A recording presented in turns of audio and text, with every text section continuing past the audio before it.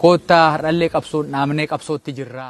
Qabsoon keenya immoo qabsoo karaa nagaadhaa teenyee mari'annaa. Nu miliyeenerii ta'uu dandeenya. Uummanni bo'aa jira. Uummanni gudeedamaa jira. Uummanni saamamaa jira. Uummanni qaama saalaa ciramaa jira. Isa kana dhiisaa koottaa qabsoo karaa nagaatti fuunaa. Qabsoon laga qofaatti hin taatu. Qabsoon iskiriptoodhaanis hin taati. Qabsoon qawweedhaanis biyyi bilisoomteen jirtu.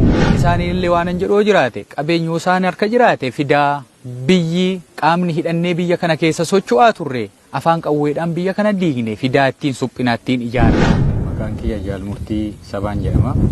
Egeree biyya kana irratti uummata Oromoo nageenya isaa irratti qabeenya uummata Oromoo irratti bahee galuu irratti maal waan jennu waliin mari'achaa waliin haasaa akkam goonechaa laalaa turre. Egaa waan nuyi manaa baane waan hundaafuu Oromoof Oromiyaa fi kanaan ala namni dantaa dhuunfaa qabu hin jiru. Abbaan ta'e immoo waa barbaade sittan fe'aa oodhe namuu fudhatu hin jiru.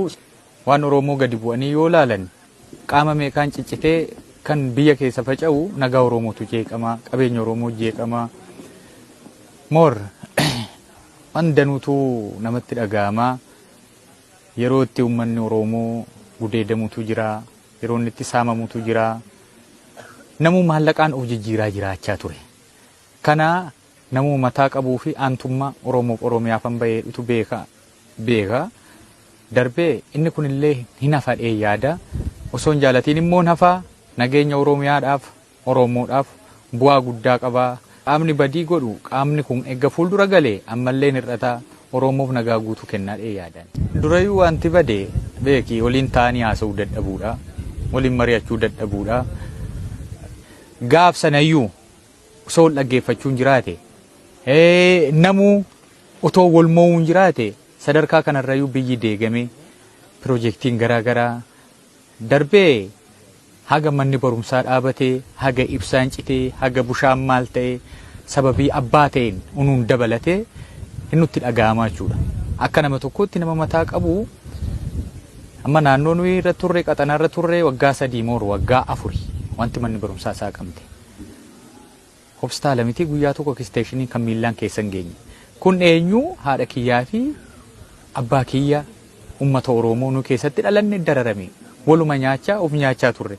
Gaaf sana utuu namni wal dhaga'u jiraate jalqabuma naannoo ji'a 2 ji'a 1 utuu hin siqiin namni wal dhaga'u jiraate haga kanan gaabbinu. Garuu akka waan gandaa dhufee qabeenya namaatti balleessaa ture qaamni biyya kanaaf nagaa buusee hin jiru. Haga kanaanii abbaan gadaa hayyooleen Oromoo jaarsoliin biyyaa mootummaan naannoo Oromiyaa fi inni guddaa hoogganni waraana bilisummaa Oromoo shiraa fi danqoolee keessaa irratti naqqa'ee haga yuunaayuu saba kana boqochiisuunsaa warra dabalatee galatoomaa jechuun barbaadan akka godhu. Ani akka waraana tokkootti waan an jedhu inni guddaa addunyaa kanarraa gatiinsaa kan hin beekamne lubbuudha.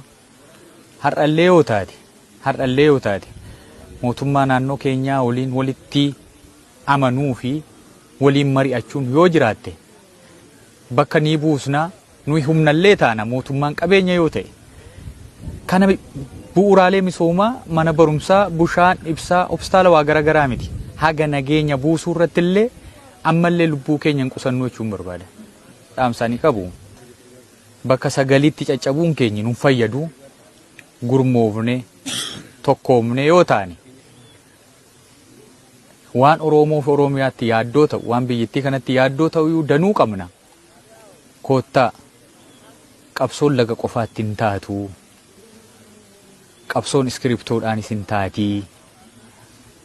Qabsoon qawweedhaanis biyyi bilisoomteen jirtu addunyaa kanarraa akka Sri Lankaa yoo ta'uu barbaanne yoo ta'e malee ripheen lolaa bakka 4tti wal ciree xiyyaara 11 otoo lolu of balleesse sana yoo taate malee Oromoon bakka meeqatti akka godoo durii yookaan immoo akka mandara masarataa san durii ciccitu nuun taatu koottaa jechuun barbaadaa dabalataanoo.